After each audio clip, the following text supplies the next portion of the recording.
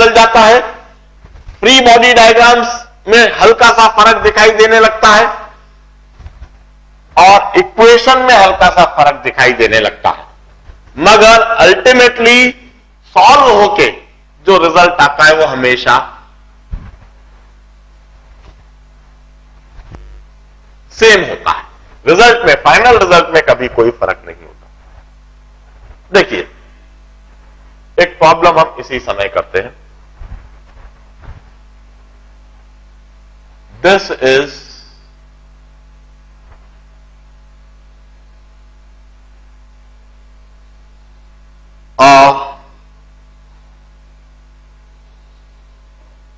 cylindrical, hollow cylindrical room. You can say it's a large room, a cylindrical room.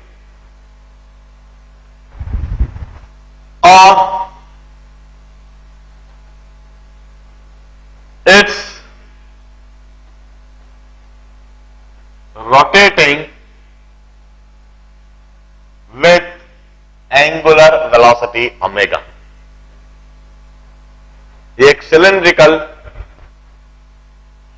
Room है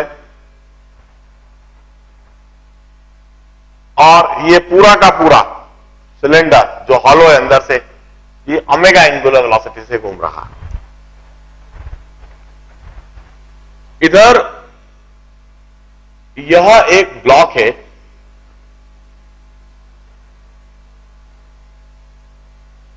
जो इसके साथ में, सिलेंडर के साथ में घूम रहा है, and the coefficient of friction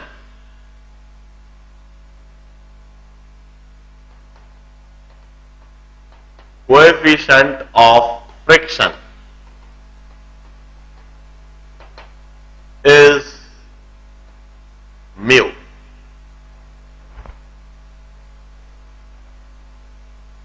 इस ब्लॉक का, इस सिलेंड्रिकल वॉल के साथ में जो कोएफिशिएंट ऑफ फ्रिक्शन है वह म्यू है। अब यह ब्लॉक गिर भी सकता है, ग्रेविटी की वजह से यह ब्लॉक नीचे गिर भी सकता है, मगर यह ब्लॉक गिरता नहीं है। Now you need to tell me minimum omega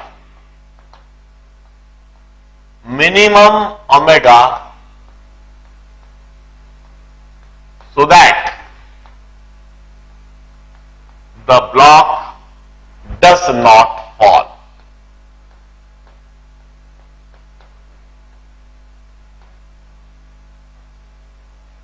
minimum omega क्या होना चाहिए जिससे कि यह ब्लॉक बिल्कुल भी गिरे नहीं?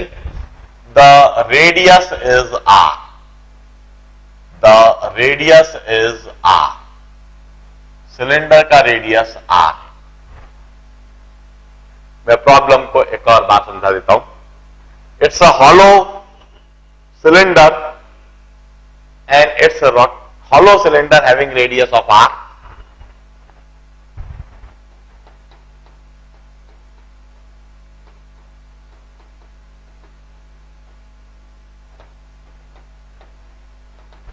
Radius r and rotating about its axis, अपनी एक्सिस के अबाउट ऐसे रोटेट कर रहा है, तेजी से घूम रहा है। इस हॉलो सिलेंडर में इधर एक ब्लॉक रखा हुआ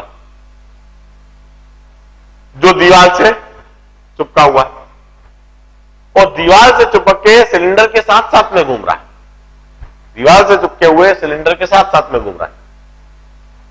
अब खास बात, this block is free to fall, ये ब्लॉक गिर सकता है, it's free to fall. Yet मैं चाहता हूं कि ये गिरे नहीं।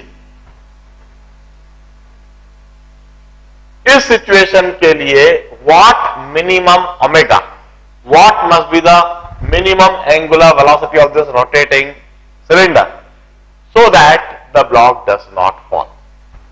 यदि मैं चाहता हूं कि यह ब्लॉक नहीं गिरे तो मुझे ओमेगा की मिनिमम वैल्यू क्या रखनी चाहिए?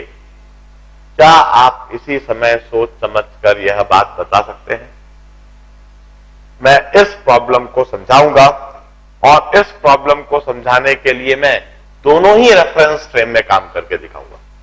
मैं इनर्शियल रेफरेंस फ्रेम में भी इस प्रॉब्लम को हल करके दिखाऊंगा और मैं नॉन इनर्शियल रेफरेंस फ्रेम में भी इस प्रॉब्लम को सॉल्व करके दिखाऊंगा। और अल्टीमेटली मैं यह कंक्लूड करूंगा कि सोचने के तरीके में थोड़ा सा फर्क जरूर आ जाता है, मगर फाइनल रिजल्ट, फाइनल आंसर दोनों ही रेफरेंस फ्रेम में सेम रहता है। मैं 3 से 4 मिनट पहले आपको सोचने के लिए समय देता हूं कि आप इस प्रॉब्लम में किस तरह से दिमाग लगाएंगे। 3 से 4 मिनट के बाद समझाना चालू करूं। चलिए मैं इस प्रॉब्लम को एनालाइज करने का तरीका समझाता हूं, बड़े ध्यान से समझना। इनफैक्ट प्रॉब्लम को कैसे प्रेजेंट करा जाता है, किस तरह से सॉल्यूशन लिखा जाता है, इस बात को भी आप बड़े ध्यान से देखेंगे। मैं सबसे पहले आपको समझाऊंगा इन इनर्शियल रेफरेंस फ्रेम। हम इस प्रॉब्लम को सॉल्व करते हैं इन इनर्शियल रेफरेंस फ्रेम।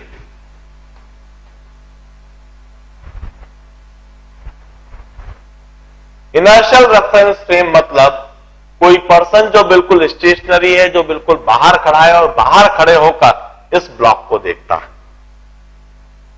इस इनर्शियल रेफरेंस फ्रेम में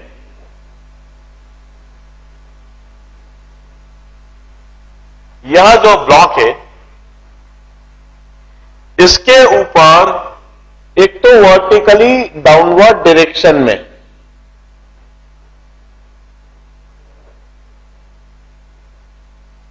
mg फोर्स लगना चाहिए, वर्टिकली डाउनवर्ड डायरेक्शन में एक तो ग्रेविटेशनल फोर्स mg लगना चाहिए और इस mg की वजह से यह नीचे गिर सकता है। इस mg की वजह से यह नीचे गिर सकता है, मगर इसको गिरने से कौन बचा रहा है?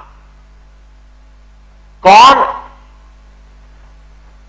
इसको नीचे नहीं गिरने दे रहा है? जब ये नीचे की तरफ स्लाइड करना चाहता है, गिरना चाहता है, तो डेफिनेटली ये जो सिलेंडर है इसकी वजह से फ्रिक्शनल फोर्स ऊपर मिल रहा होगा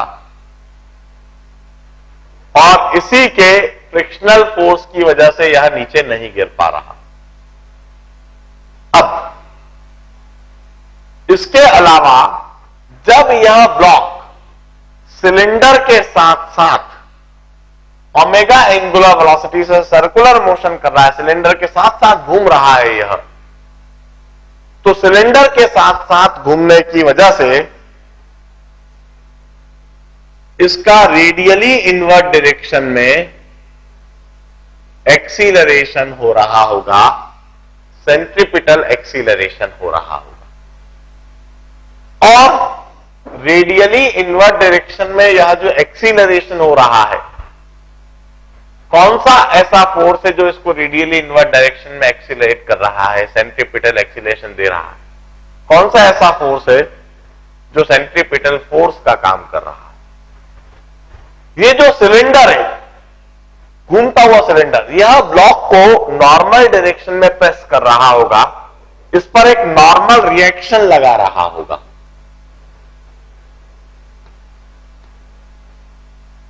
यह normal reaction, this would provide the necessary centripetal force. मैं कहता हूं here normal reaction N provides the necessary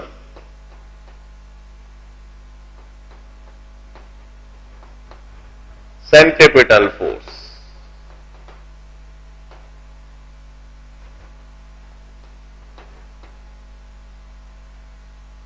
And this radial acceleration is omega square R. मैं रेडियल एक्सीलरेशन को ओमेगा स्क्वायर आर क्यों लिख रहा हूं? क्योंकि मुझे मिनिमम ओमेगा बताना है.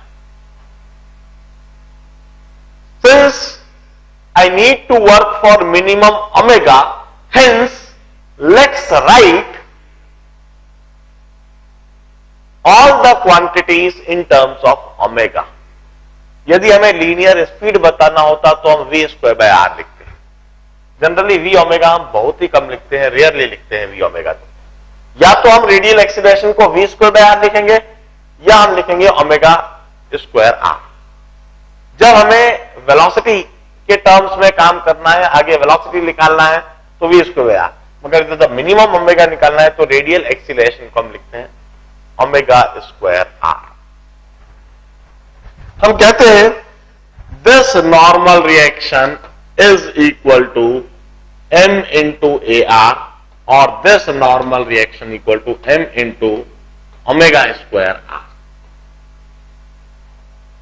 And this is the centripetal force. अब यह एक वर्किंग हो गया. अब दूसरा वर्किंग हम ऐसे करते हैं. यह ब्लॉक ग्रेविटी की वजह से, mg की वजह से नीचे गिर सकता था, मगर फ्रिक्शन इसे गिरने नहीं दे रहा है. Hence acting frictional force acting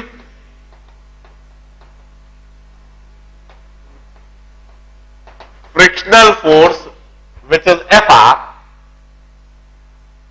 जो मैंने इंडिकेट कर रखा है that must be equal to mg. Acting frictional force must always be equal to mg. यह एक्टिंग फ्रिक्शनल फोर्स mg से ज्यादा नहीं हो सकता, क्योंकि यदि एक्टिंग फ्रिक्शनल फोर्स mg से ज्यादा हो गया तो वो ऊपर ले जाने लगेगा और कोई फ्रिक्शन ऊपर थोड़ी ना ले जा सकता है इसको. और यह एक्टिंग फ्रिक्शनल फोर्स mg से कम भी नहीं हो सकता, क्योंकि यदि यह mg से कम हो गया तो mg की वजह से ब्लॉक नीचे गिर जाएगा. यदि ब्लॉक ना ऊपर जा रहा है ना नीचे जा रहा है, ब्लॉक बिल्कुल अपनी इस हॉरिजॉन्टल पोजीशन पर फिक्स है और अपनी इस हॉरिजॉन्टल पोजीशन पर सिलेंडर के साथ सर्कुलर मोशन कर रहा है, तो उसके लिए जरूरी है कि upward frictional force must be equal to downward gravitational force. तो acting frictional force Fr must be equal to mg. ये जरूरी है. अब हम कहते हैं किसी भी जगह पर यदि नॉर्मल रिएक्शन n हो, किसी भी जगह पर नॉर्मल रिएक्शन n हो और कोएफिशिएंट ऑफ फ्रिक्शन हो mu, then maximum available frictional force, maximum available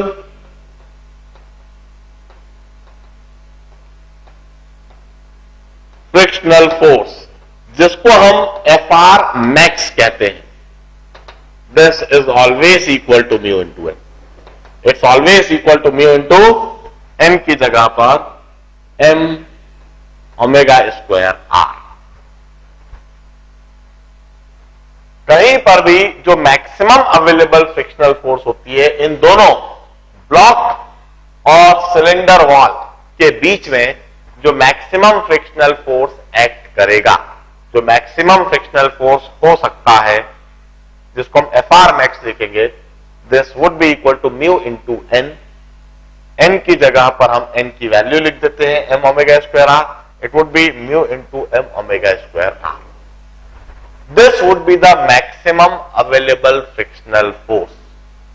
इससे ज्यादा फ्रिक्शनल फोर्स वहां पर कभी भी नहीं हो सकता. अब हम कहते हैं ये जो एक्टिंग फ्रिक्शनल फोर्स है, it should be always less than equal to maximum available frictional force. Acting frictional force कभी भी मैक्सिमम अवेलेबल फ्रिक्शनल फोर्स से ज्यादा नहीं हो सकता. एक्टिंग फ्रिक्शनल फोर्स उसको मैक्सिमम अवेलेबल फ्रिक्शनल फोर्स से कम ही होना होगा या उसके बराबर हो सकता है, वो उससे ज्यादा कभी नहीं हो सकता। अब एक्टिंग फ्रिक्शनल फोर्स की जगह पर मैं mg लिख देता हूं। एक्टिंग फ्रिक्शनल फोर्स की जगह पर mg must be less than equal to maximum available frictional force की जगह पर मैं लिख देता हूं mu into M omega square R. दोनों तरफ से m और n कैंसल्ड, मुझे मिनिमम ओमेगा निकालना है जो कि निकलता हुआ बिल्कुल साफ दिख रहा है, g upon mu r. Omega square should be greater than equal to this और omega should be greater than equal to under root of g by mu r. और I'll say minimum omega is under root of g by mu r. This is the minimum value of omega for that which the block would never fall, and this is the method, this is the way we'll solve this problem in inertial reference frame. Inertial reference frame में हम इस problem को इस तरह से solve करेंगे, हम इस तरह से फ्री बॉडी डायग्राम बनाएंगे, इस तरह से इक्वेशंस लिखेंगे और फाइनली इस तरह से हम आंसर देंगे। बड़े ध्यान से देखिए क्योंकि अब दोबारा इस प्रॉब्लम को मैं सॉल्व करने जा रहा हूं और दोबारा जब मैं इस प्रॉब्लम को सॉल्व करूंगा तो मैं नॉन इनर्शियल रेफरेंस फ्रेम में इसी सिचुएशन को एनालाइज करके दिखाऊंगा कि नॉन इनर्शियल रेफरेंस फ्रेम में हम कैसे देखेंगे, कैसे फ्री बॉडी डायग्राम बनाएंगे, कैसे इक्वेशंस को लिखेंगे। सबसे पहले इसी को नोट डाउन कीजिए, इसी को बड़े ध्यान से समझिए। Now let's learn analysing the same problem in non inertial reference frame of circular motion itself. In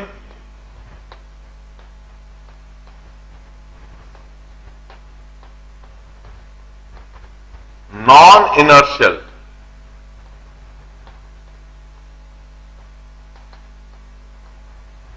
reference frame,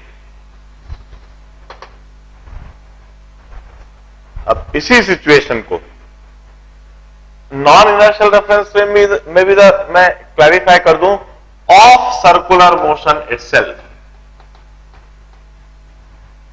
circular motion itself,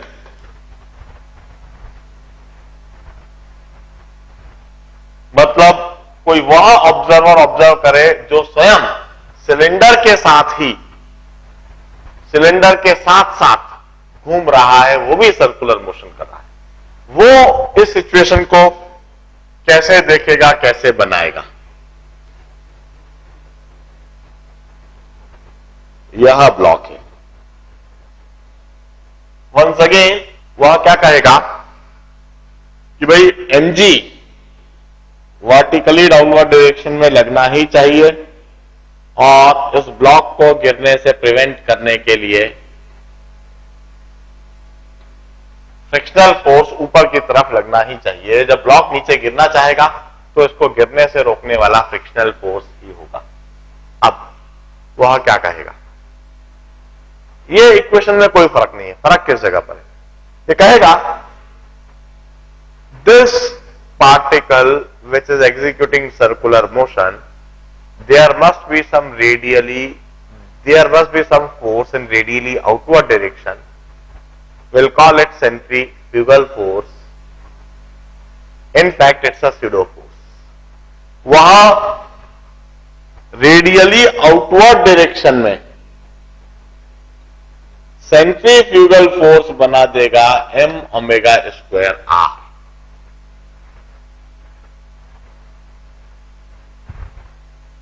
m is the mass of this block and omega square r is its acceleration. जो observer है उसी का acceleration है omega square are radially. इधर यदि कोई observer खड़ा है जो इसको देख रहा है,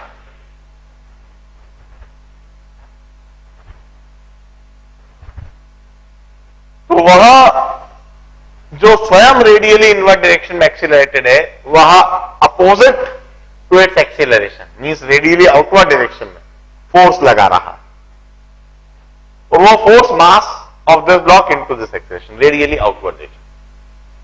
this is m omega square r. This force F is centrifugal force. It's in fact a pseudo force.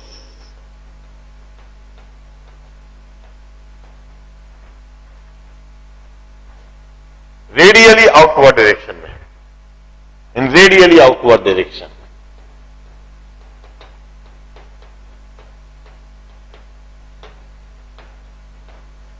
Radially outward direction में इस स्यूडो फोर्स को हम सेंट्रीफ्यूगल फोर्स कहते हैं, और इस स्यूडो फोर्स को बैलेंस करने के लिए सेंट्रीपिटल फोर्स कौन प्रोवाइड कर रहा है?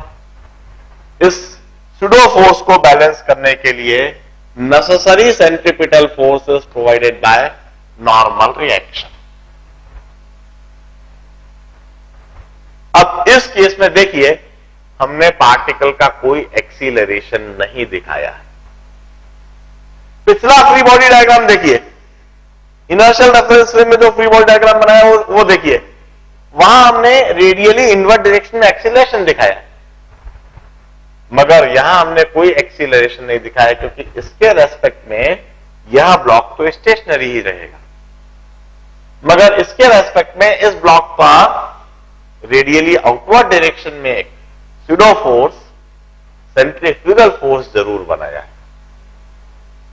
और अब हम कहेंगे कि यह जो रेडियली इनवर्ड सेंट्रीपिटल फोर्स है, this must be equal to radially outward centrifugal force. Radially inward direction में यह जो centripetal force है, this must be equal to centrifugal force in radially outward direction. And this frictional force must be equal to mg. आगे concept बिल्कुल वैसा का वैसे ही, आगे के कंसेप्ट में कोई फर्क नहीं, वो तो फ्रिक्शन का कंसेप्ट है कि मैक्सिमम अवेलेबल फ्रिक्शनल फोर्स कहीं पर भी, मैक्सिमम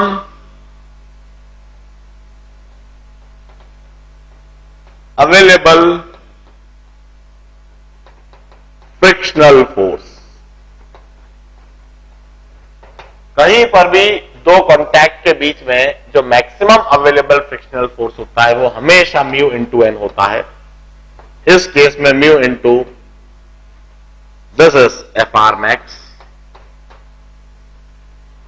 और इस केस में वह हो गया mu into M omega square R. ये एक जनरलाइज्ड कंसेप्ट है, ये सर्कुलर मोशन का कंसेप्ट नहीं है, ये कोई इनर्शियल या नॉन इनर्शियल रेफरेंस फ्रेम का कोई कंसेप्ट नहीं है। This is a generalized concept of friction. M omega square हटा दो जैसे, this is a generalized concept of friction.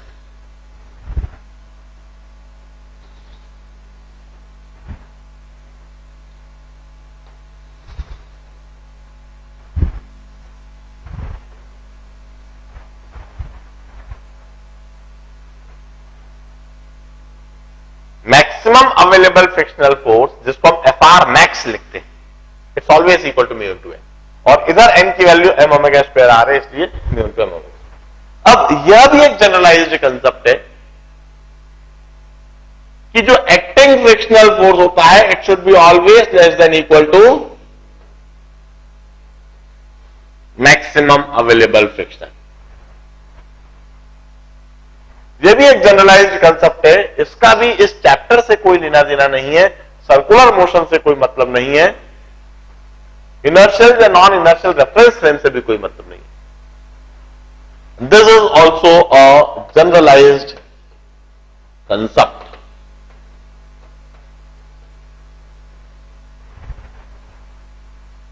This is also a generalized concept.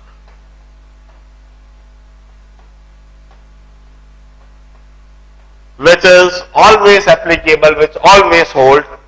किसी भी चैप्टर में कहीं पर भी यह बात हमेशा लिखी जा सकती। फिर हम इस प्रॉब्लम की सिचुएशन को लिखते हैं कि फ्रिक्शनल फोर्स की जगह तो हम mg लिख दें, less than equal to maximum available frictional force की जगह mu into M omega square R, और फिर इसके बाद में जो हमें चाहिए उसके लिए हम सॉल्व करें। हमें मिनिमम ओमेगा चाहिए तो मिनिमम ओमेगा के लिए सॉल्व बड़ी आसानी से करा जा सकता है, क्योंकि omega greater than equal to certain value दिखने लगी है। मतलब ओमेगा को उससे ज्यादा ही होना चाहिए, उससे कम नहीं हो सकता। उसके बाद मैं एक इंटरेस्टिंग सिचुएशन कराता हूं, the situation of vertical circular motion.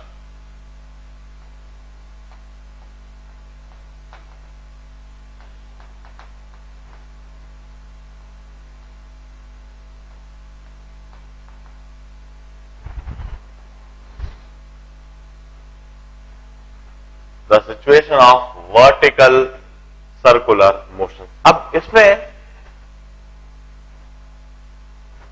मैं जो सिचुएशन बताता हूं, एक तो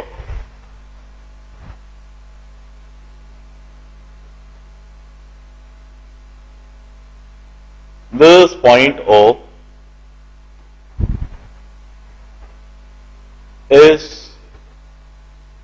पॉइंट ओ से बंधी हुई, this is a light rigid rod of length L.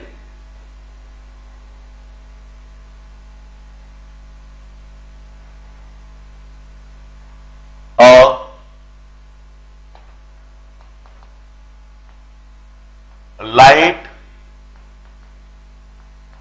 rigid rod of length L। सबसे पहले what do you mean by a light rod? Light शब्द का मतलब क्या हुआ? इसका मतलब ये काफी हल्की है, इसका कोई खास मास नहीं है। You may treat it as massless rod. इस लाइट वर्ड का मतलब है कि काफी हल्की रॉड है, इसका कोई खास मास नहीं है, and it can be treated as a massless rod. What do you mean by rigid rod? Rigid means it does not elongate or contract. You may apply any amount of force, but this rod would neither get compressed nor it would get elongated. जैसे हम किसी चीज को खींचते हैं, this object, मैं इसके दोनों तरफ से फोर्स लगाता हूं इस तरह से, और देखिए ये दब गया, ये कंप्रेस हो गया। इसे हम रिजिड बॉडी नहीं कहेंगे, इसे हम कहेंगे डिफॉर्मेबल बॉडी। डिफॉर्मेबल बॉडी क्यों कह रहे हैं? क्योंकि फोर्स के लगाने पर यह डिफॉर्म हो गई। On the other hand, this chalk, यह चौक, इस चौक पर मैं दोनों तरफ से फोर्स लगा रहा हूं, इसको दबा रहा हूं, मगर यह दब नहीं रहा, यह डिफॉर्म नहीं हो रहा। या तो मैं इसे कहूंगा नॉन डिफॉर्मेबल, या फिर मैं इसे कहूंगा रिजिड। एक पतली सी स्टील की रॉड ले लें,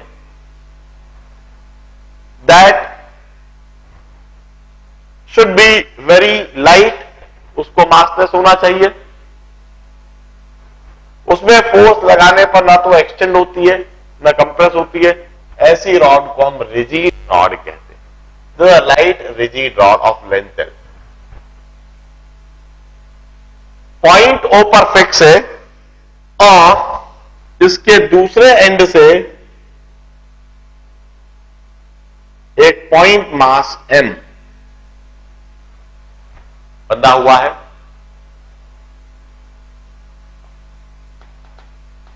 fixed at O and mass m at other end, इसके दूसरे एंड पर mass m. Now this rod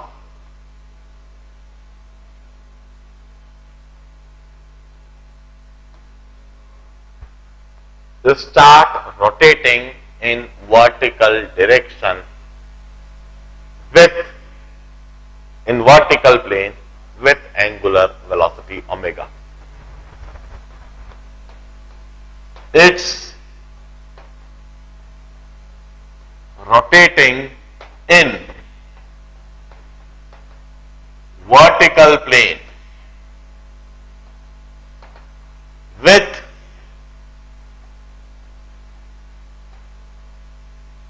angular velocity omega. I'll say with constant angular velocity omega. With constant angular velocity omega. Constant angular velocity omega. Now, my question is, जो मैं पूछना चाहता हूं,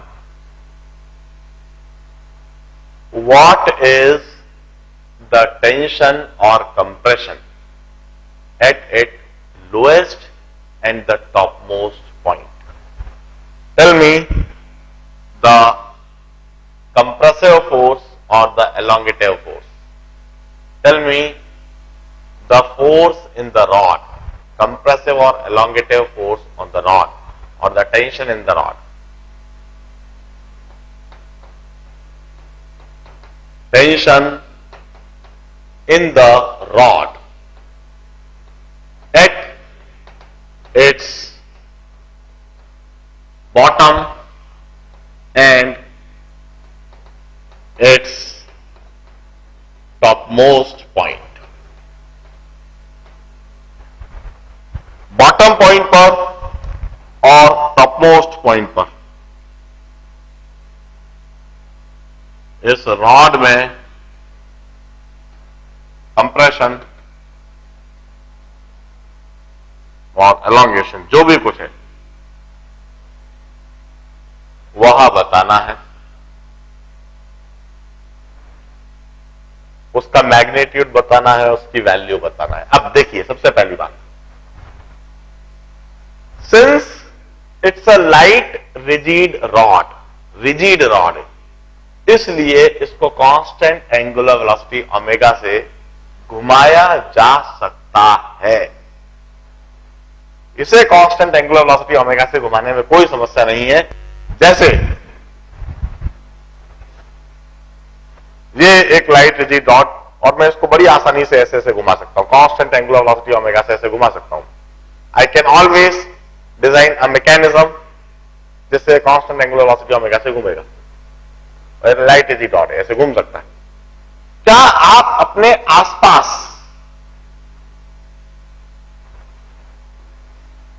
ऐसी rigid rod constant angular velocity omega से कहीं कोई घूमती हुई देख सकते हैं?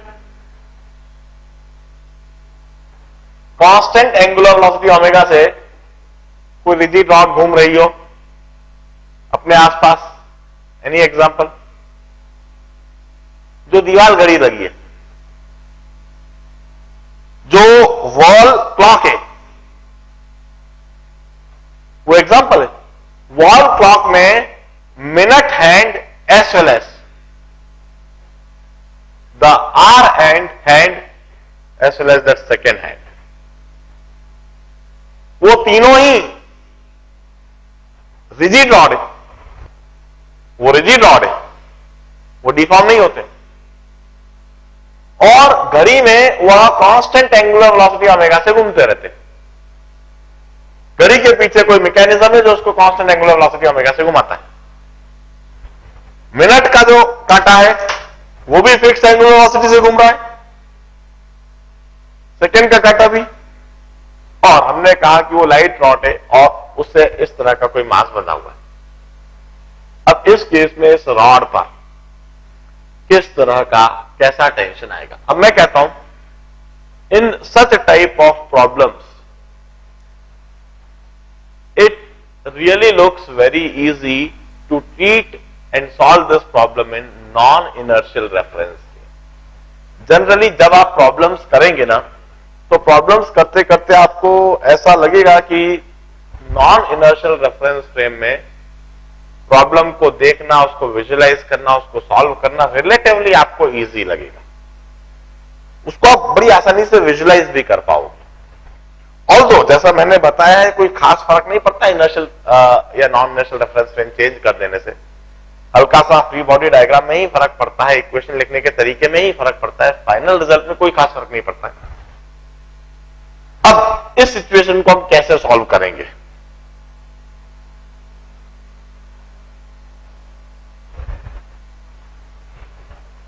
दो तीन मिनट पहले आप सोचिए, फिर समझाता हूं।